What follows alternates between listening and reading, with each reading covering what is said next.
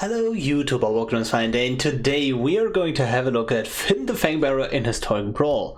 This deck aims to win by, giving the opponent 10 poison counters and them losing the game because of that.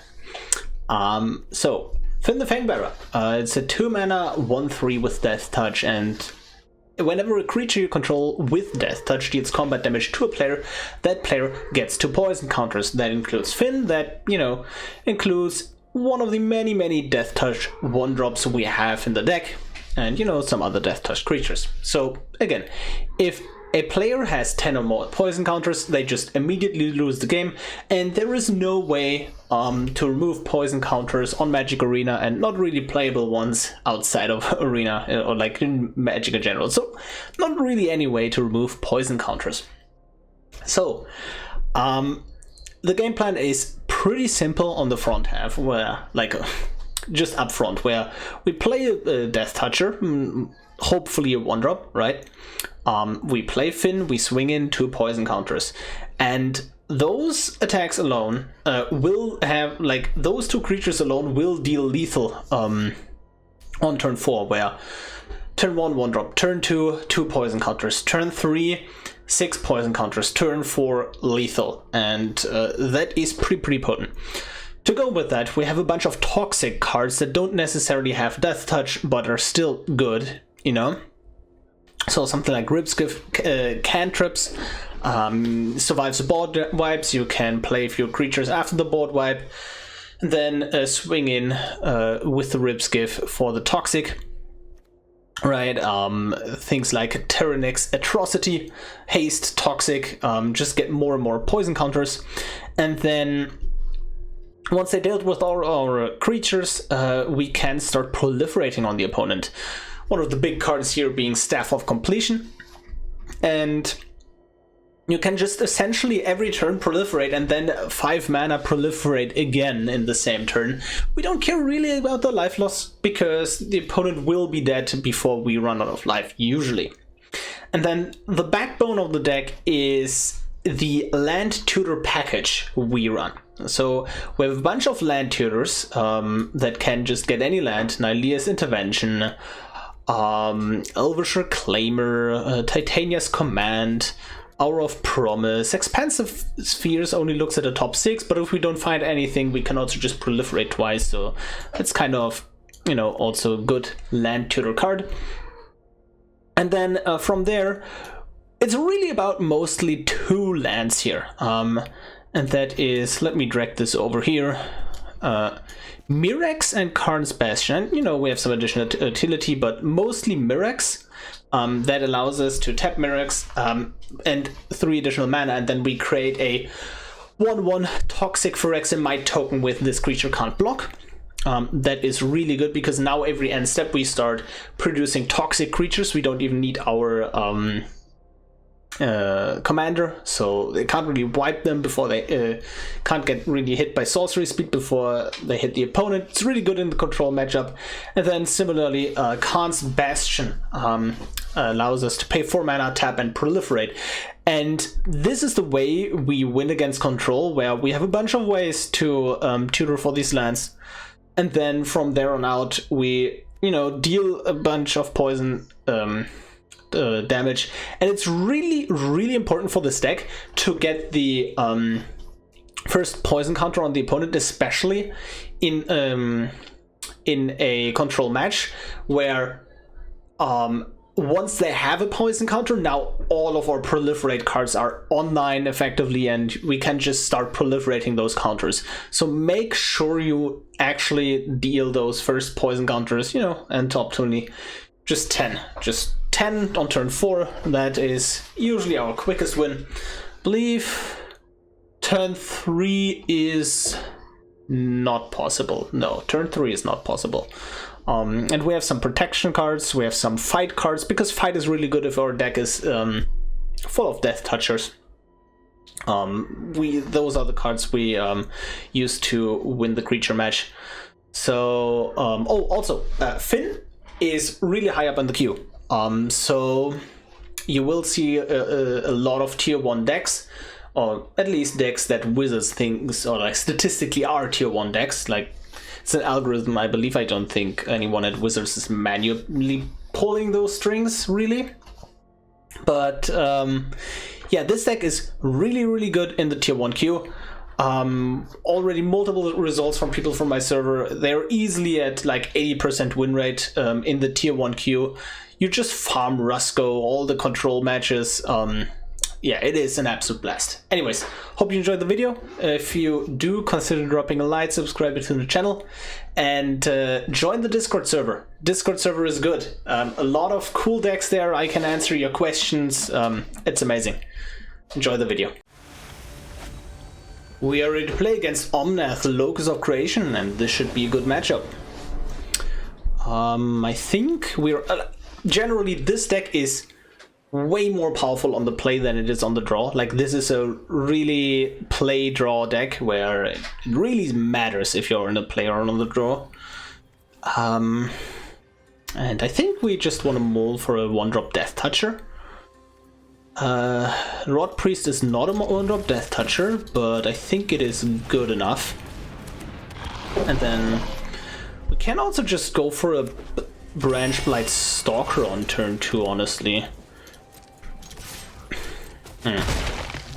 This being a Death Toucher though is pretty great, because if they like play 2-drop, like a 2-mana 2/2 or something similar like that, we can just fight it with Fynn, whereas Branch Blight Stalker would just die. Oh yeah, that's just really good, isn't it? We are pretty low on lands. Also, those noises you hear, that is my cat, my lovely cat. So don't mind her. Skewed Swarm, sure, that is fine. I think we're just going to go ahead and kill that Skewed Swarm. The reason also to kill that Skewed Swarm is, like, if they get another land drop, they start creating more chump blockers, and that's not what we want to see. But now they're at 9 poison counters, and we have a Veil of Summer up. We currently don't have a way to just proliferate without hitting them. Like, we can proliferate with Bloated Contaminator, but yeah, they scoop it up, they can't stop us. GG. We are ready to play against Nico Bola's Dragon God.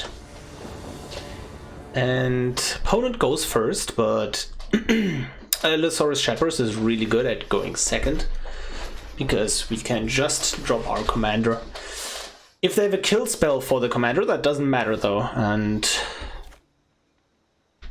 yeah, the higher upside play would obviously be to play a Sedge Scorpion here, and then just drop Fynn and attack in, get 2 poison counters immediately. But I don't think that is very realistic, and at least Allosaurus Shepherd halves the amount of potential interaction the opponent could have here, where the kill spells are still active on Fynn, but their counter spells are not. So we could just go, like, we don't need to fight, right? So we can just go. What are you doing? Yeah, I can't just play Fynn here. But then they just point a kill spell at it, and, you know, that's not great. I think I would like to just play the Sedge Scorpion and cycle this Bushwhack. Bushwhack, not Brushwhack. Brushwhack is a creature type. The Bushwhack. And that way we can just drop Fynn next turn and attack in with the Scorpion. I think I like that more. So yeah, they can't counter this, and now they still can just, you know, point a kill spell at Fynn, but at least we get in with 1 more additional damage on the Sedge Scorpion here. And then next turn we can just drop Fynn again and just attempt to swing in with a Death Toucher again.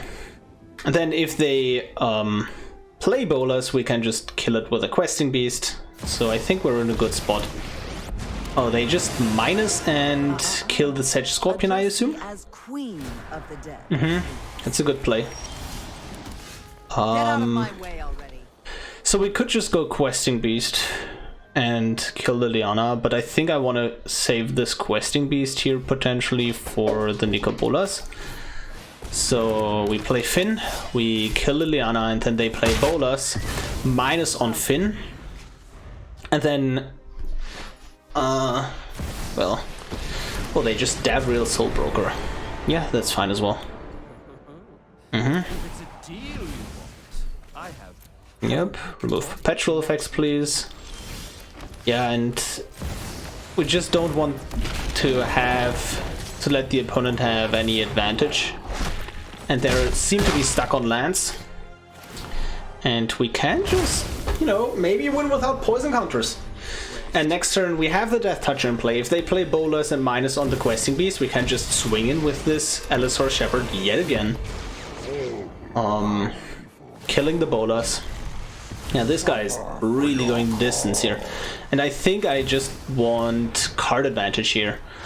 They seem to have a Pact of Negation in hand, but they can't counter the Vivien because of the Elisor Shepherd. Oh my god, that's beautiful. We even have a creature on top we can actually play. I love Euphoria. And don't think Vigilance against Manlands potentially. We might play Reacher next turn to play around a Shark Typhoon. Yeah, they have a way to make a flyer at instant speed in their deck. Okay. And now I think they will just minus on Vivien here. No, they don't. Wow, very interesting. So we could...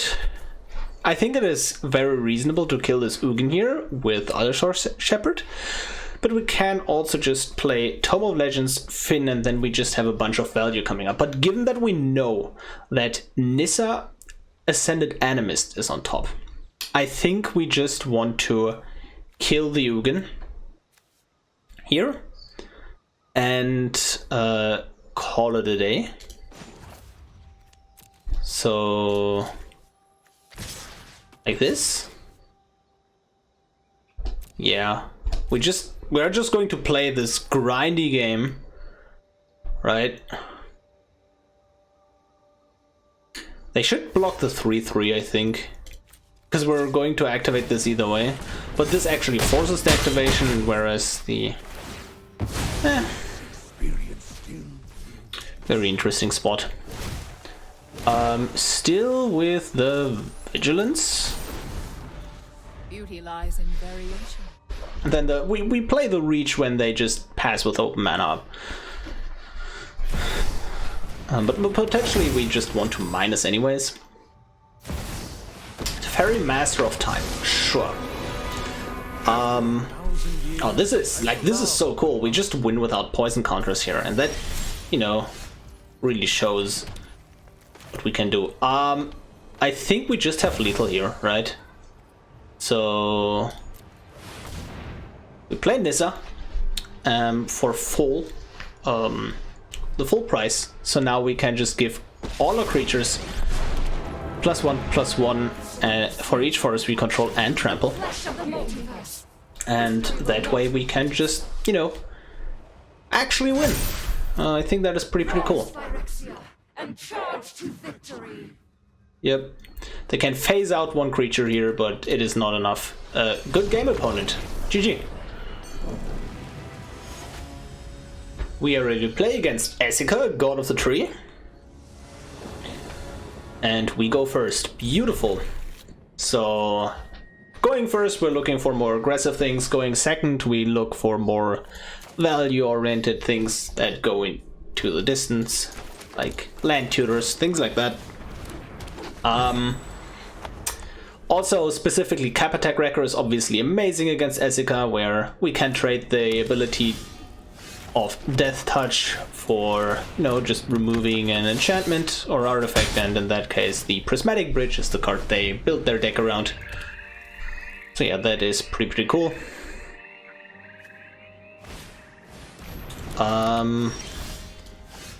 We can just remove this Mind Stone, but I don't think that is worth it. Let's see. They could just play a white source and then board wipe here. Oh yeah, maybe it was correct to do that, and then we have the wild shape. No, we don't have the wild shape up because we need to redeploy the Tajuru Blightblade in order to have lethal next turn. I think this is a case of pass the turn. Yeah, okay, and they just scoop because we have the turn 4 win. Well, GG. We are ready to play against Rusko Clockmaker, and if you haven't heard the news, Rusko got moved up in tiers. We go first, and this is more of a go second hand. We can also just like type our stand, heroic intervention, like play Fynn on 2, hope they don't have removal, and then just ride that single Fynn to victory, but I think we can do better. Oh yes. Oh,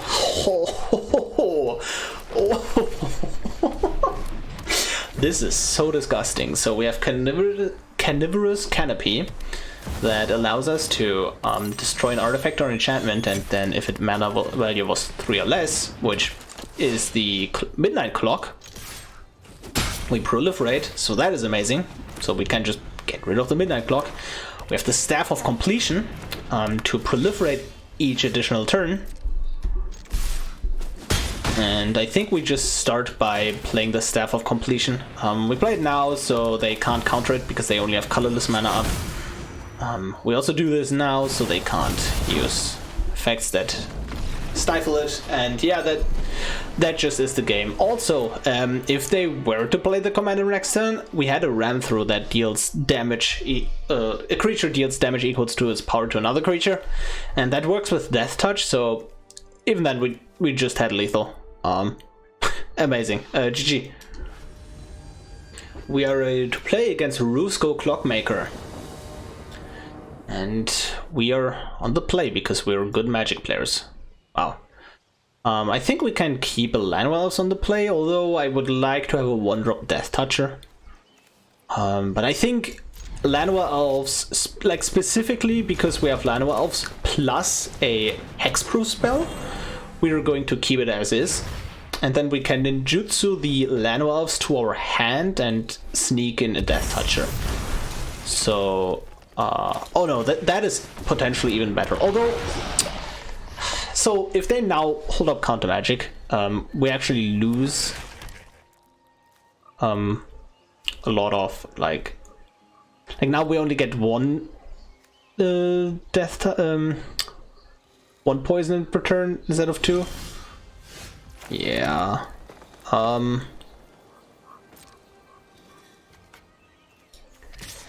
think we just do it like this. Yeah, I think that was a very good argument. Maybe very, very tricky. Should have potentially just played a Fynn the previous turn, but now that is obviously too late. Kappa Tech-Wrecker, sure.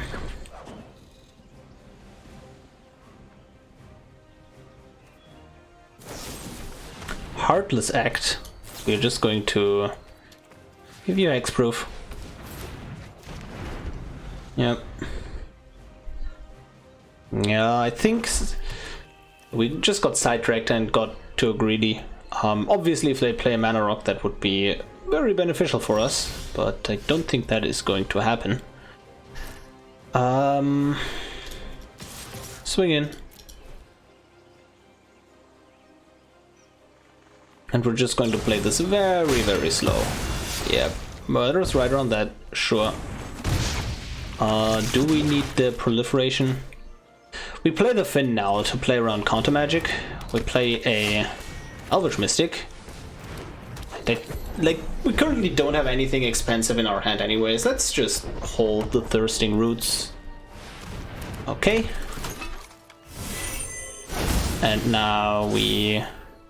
Okay, that is pretty good. So, do we swing it first? Do we play something else here? I think we just swing it with the Death Touchers. They block.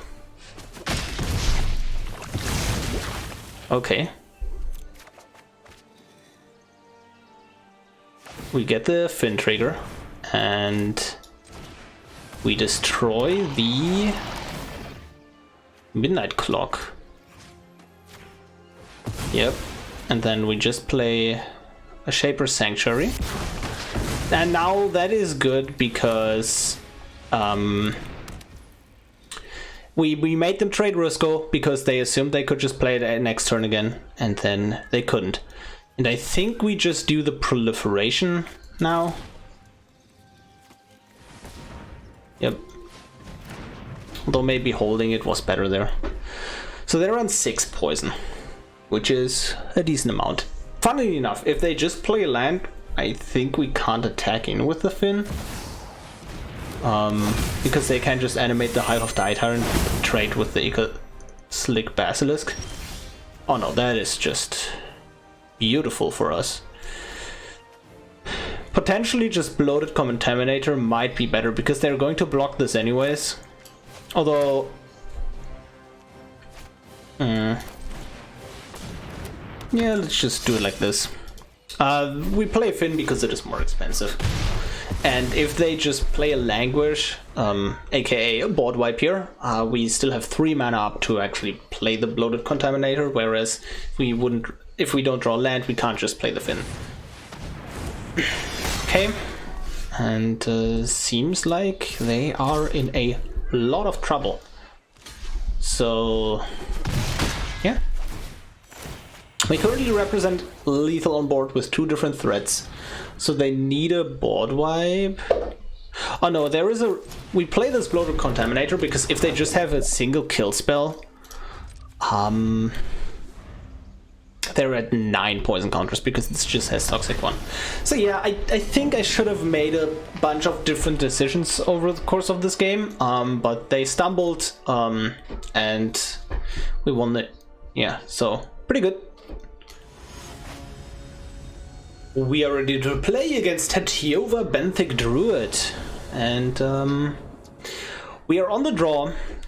This is a more aggressive hand, but given that the opponent is in Simic, meaning they don't have too much interaction because they're mostly a land ramp deck, I think we can still keep this, plus a Toski Bearer of Secrets is pretty good. Yeah, there is the ramp that we expected, you know, and now we can just play Fynn. So against control decks, I would have kept this based on Toski, but not on the other cards really, so maybe I wouldn't have kept it overall.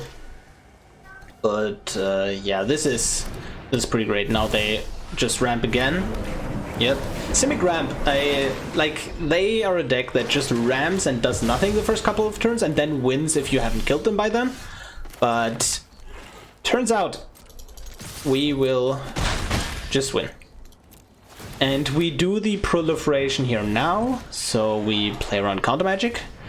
And currently this actually doesn't increase our clock, but we get the 1 proliferation in case we need it later. And we don't need the land, right? That is the big thing here. Anyways, we don't need the land. Yeah, so now what happens is we have lethal because we proliferated last turn. I mean, we could have also proliferated this turn as well, but what we're gonna do is we swing it with these, and we let that happen. Decline. Although, if they have counter magic, that would be an issue. That would be a huge issue. Because our finger stays in the graveyard. So maybe that wasn't correct. Yeah, maybe we should have just played it safe, played the safe, keeping. But if this resolves, yep, and it does. GG. We are done with the games. I hope you enjoyed them as much as I did. And Fynn the Fangbearer is an extremely aggressive deck. And if you like aggro, if you like quick games, if you want to farm your dailies, this is the perfect deck for you. You play a lot of green cards for the green daily. It's just chef's kiss. Yeah, I think this deck is really strong. So if we just look at what cards the new set brought us. It is a ton. Like, the deck went from, okay, we have a ton of filler cards to we have fewer filler cards, but a lot more gas, right? We still have 1 or 2 filler cards in the deck, in my opinion, but oh man, this deck exists and it is here to stay. This is an amazing deck and I love it. I absolutely love it. So this list is how do I put this? So in the games, like I think we played like 6 games and the video was barely half an hour. Just because we have the intro and the outro, right? But the games weren't really long at all. I mean, it was really cool that we grinded the game out against control and winning without a single poison counter on the opponent. Absolutely amazing. But overall, you're going to win very quickly. And if you lose half of the games you just lose very, very quickly as well. And then like, there is this very small percentage where you go into the late game and then you just grind it out with Karn's Bastion Mirex. If this deck ever gets more and more upgrades, I think what you're going to do is you still keep the lands package as it is just inevitability against against control, but you are going to trim down on the grindy aspect and just keep a very light land package for grinding out. So for example, Guardian Project is not super insane in this deck. I mean, we're still running like what, 24 creatures, but that is not a lot of creatures. And yeah, it is not like amazing in this deck is what I'm saying, but I think this deck is really well positioned and you should definitely play it. If you want to play this deck on a budget, it's okay. It's okay. That's my verdict. So, very obvious, straight, from the start. I think you really want a Karn's Bastion and a Mirex. The rest of the utility lands, you don't need them as much, but Karn's Bastion, Mirex, really good. And then going with that, you want the land tutors. The best land tutors are like Hour of Promise and Elvish Reclaimer, and then there are a couple more expensive ones. I only choose one of the land tutors left, like one land tutors that's at 6 or higher CMC. There's in Titania's Command because you get 2 lands, which is really relevant, and you have additional utility stapled onto the card, and that immediately impacts the game state, where you can also just exile the opponent's graveyard, which can be really relevant. But overall, I chose not to play all of them, so you might find 1 or 2 other in your collection that you can replace here. And then you have a toolbox, a creature toolbox, right? Where, you have your Haywire Mites, you have some cards that just instantly proliferate.